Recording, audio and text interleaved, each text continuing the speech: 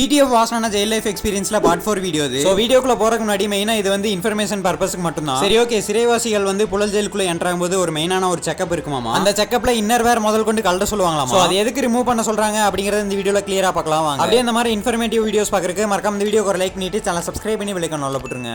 போயாச்சு, புழல் சிறையில் இறக்கி விட்டுட்டாங்க. அங்கே வந்து நிறைய மதிப்புமிக்க காவல்துறை ஐயாக்கள் இருந்தாங்க. அதுக்கப்புறம் வந்து பார்த்துட்டிங்கன்னா உள்ளே போகும்போதே என்ட்ரி இருக்குங்க. ஸோ வந்து ஃபஸ்ட்டு வந்து ஃபுல்லாக செக்அப் பண்ணி நம்மளோட என்ட்ரியெல்லாம் போட்டு அதுக்கப்புறம் உள்ள ஒரு ரூம் மாதிரி இருக்கும். ரூம்னா 4 பக்கமும் வந்து பார்த்துட்டிங்கன்னா கர்டன்ஸ்லாம் போட்டு மூடி வச்சுருப்பாங்க. உள்ளே வந்து பண்ணால் நம்மளோட ட்ரெஸ் எல்லாம் கழட்டி அவங்க செக் பண்ணுவாங்க. ஷர்ட்டை கழட்ட சொன்னாங்க, ஷர்ட்டை கழட்டிட்டேன். பேண்ட்டை கழட்ட சொன்னாங்க, பேண்ட்டை கழட்டிட்டேன். அதுக்கப்புறம் நம்மளோட இன்னர் வேர் உள்ளே வந்து நம்ம பாக்ஸர் போட்டுப்போம்ல, அந்த பாக்ஸரை வந்து ரிமூவ் பண்ண சொன்னாங்க. ஆனால் இல்லைனா என்னால் எப்படி நான் ரிமூவ் பண்ண முடியும் அப்படின்னு சொன்னேன். அதுக்கப்புறம் வந்து பண்ணால் அந்த அண்ணனுக்கும் நம்மளை தெரியும். அதுக்கப்புறம் அவர் வந்து பண்ண ஒரு ஹை அஃபிஷியல் கிட்ட பேசி அந்த ஹை அஃபிஷியலை வந்து அதுக்கப்புறம் வேணாம் அப்படின்னு சொல்லிட்டாங்க.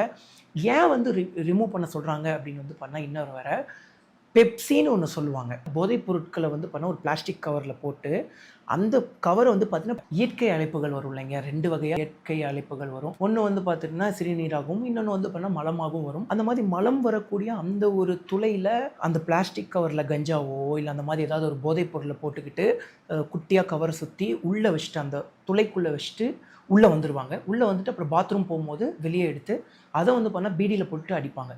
ஸோ அதை கட்டுப்படுத்துறதுக்கு தான் வந்து பார்த்தீங்கன்னா மதிப்புமிக்க காவல்துறைக்கு வந்து பார்த்தீங்கன்னா செக் பண்ணுவாங்க. இன்னர் வேறு ரிமூவ் பண்ண சொல்லுவாங்க.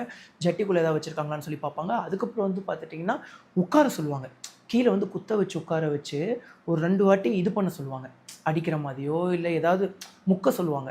ஸோ அப்படி ஏதாவது இருந்துச்சுன்னா உடனே வெளியே வந்துடும். அப்படி இல்லைன்னா வராது.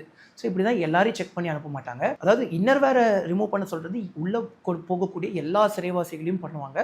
பட் வந்து அந்த கீழே உட்கார வைக்கிறது வந்து பண்ண எல்லாரையும் பண்ண மாட்டாங்க. தெரியாமல் உள்ளே வர்றவங்க, இந்த மாதிரி போதை விஷயத்துக்கு போகாதவங்க அவங்க பார்த்தாலே கண்டுபிடிச்சிருவாங்க. அது வந்து அவங்க கேஸ் ஹிஸ்ட்ரியை பார்த்தே கண்டுபிடிச்சிருவாங்க.